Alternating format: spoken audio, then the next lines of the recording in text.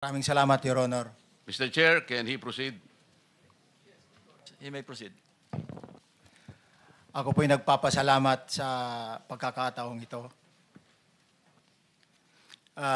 Sa Senate Blue Ribbon Committee, Senador Ping Lacson, sir. At sa iba pang member na nandito po. Ako po si Orly Gutisa, may asawa, nasa tamang edad, Pilipino, makatapos makapanumpa na ngayon sa umiiral na batas ay nagsasaad at naglalahad ng gaya ng mga sumusunod. Ako po ay lumabas upang magsalita sa isyu na ito. Bilang isang dating sundalo, inaalay ko ang aking buhay para sa ating bansa. Sa pagkakataong ito, nagdesisyon akong magsalita at maglabas dahil ayokong maging masama ang kinabukasan ng aking mga anak, apo ko sa darating na panahon. Ayoko pong naririnig ko at napapanood ko sa pagdinig ng Blue Ribbon Committee at ngayon ko po napagdugtong-dugtong yung naging partisipasyon ko po sa anomalya at korupsyon na ginawa at lumalabas sa hearing na ito. Yung palang pera na binubuhat namin at dinideliver mula sa masamang gawain na nagdulot ng baha na ikinamatay ng tao at imbes na gamitin ang pera sa edukasyon, medikal at programa na mapunta lamang pala sa bulsa ng mga politiko. Mabigat po sa akin magsalita dahil may pamilya ko. 4 ang anak ko, nag-aaral pa. May asawa ako at nangangalaga sa aking mga anak at marami akong kasama sa operasyon na may kinalaman sa ibabahagi ko sa inyo. Nagtatrabaho lang po kami ng mga kasama kong sundalo sa Philippine Marines. Huwag sana isipin na aking mga kasama na nagtatraidor ako. Ako sa aming trabaho at pinagsamahan dahil pare-parehas kaming may pamilya at gusto lang naman naming ayusin ang kinabukasan ng bawat isa. Wala akong iniisip na kapahamakan para sa kanila, bagkus ang gusto ko lang maiayos ang kinabukasan ng bayan at lahat kami. Noong December 5, 2004, na-hire ako bilang security consultant sa Ako Bicol Party List or AKB kay Congressman Saldico. At nasimula ng duty ko kay Congressman Saldico. Bawat umaga, nagre-report ako sa BGC sa Horizon, sa Bonifacio Global City, kung saan nakatira si Kong Saldico. Tuwing may duty at detailed ako sa basura, it means itong basura, ito yung box ng pera na pinag-uusapan natin sa kasalukuyan. Mr. Gutesa, mag-stick ka lang sa binabasa mo. Huwag ka nang nag-a-adlib. Kung ano yung nandito, basahin mo lang. Yes, Your Honor. Tuwing may duty detail ako sa basura, pumupunta kami sa 28 Ladybug Corner, Dragonfly, Valle Verde 6, Pasig City. Tagabuhat lang ako ng malita ng basura. Ang ibig sabihin ng basura ay malita na may lamang pera. Ang bawat malita ay may lamang humigit kumulang 48 million pesos.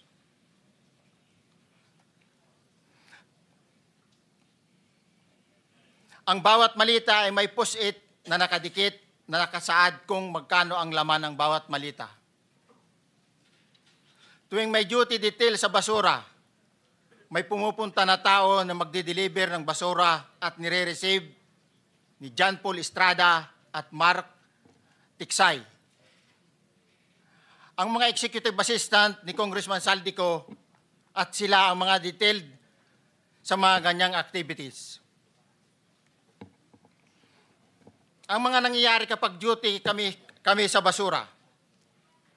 Kalimitang dinadala sa bahay ni Congressman Saldico sa Valle Verde 6 at tinatanggap naman ni Mark at ni Paul. Pagkatapos naming may baba ang nasabing basura, ipinapasok sa bahay ni Congressman Saldico sa Valle Verde 6 at binibilang ni Mark at ni Paul.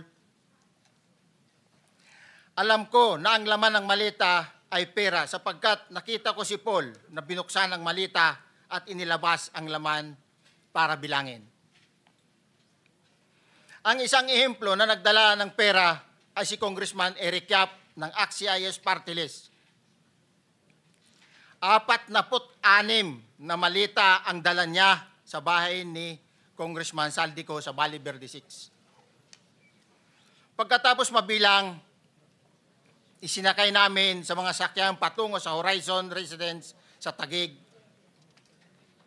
At dumiretso kami sa basement upang may baba ang nasabing basura. Bago ibaba ang nasabing basura, ito, Merong napuputol sa binabasa mo eh. Huwag kang magmadali. Huwag kang magmadali. naputol na. Ulitin mo yung paragraph 20. Pagkatapos, mabilang ang sinasakay namin sa mga sakyang patungo sa Horizon Residence, Taguig. Pagdating sa Horizon Residence, dumidiretso kami sa basement upang maibaba ang nasabing basura at dalhin sa unit ni Congressman Saldico sa 56th floor sa nasabing lugar kung saan siya nakatira.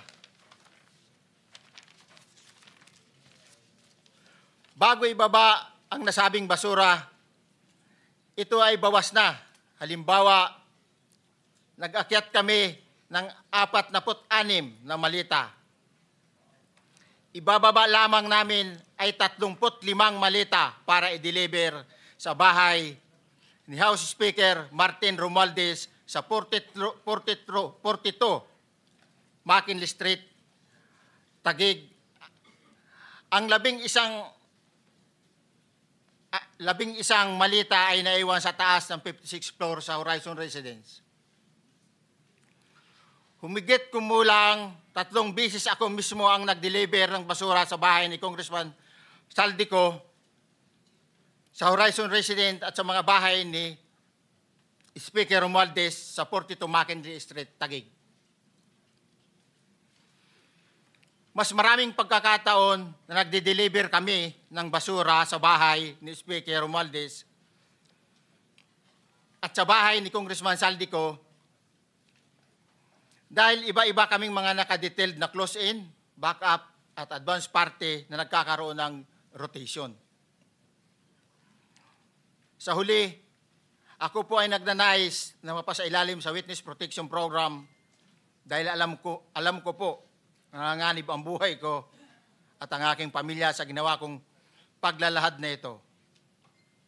Sa katotohanan na ang lahat ay nilagdaan ko, ang salaysay na ito ay kusang loob at walang anumang pamimilit at bunsod lamang ng hangarin matulungan ang ating bansa. Ito po ay nilagdaan ko, Your Honor.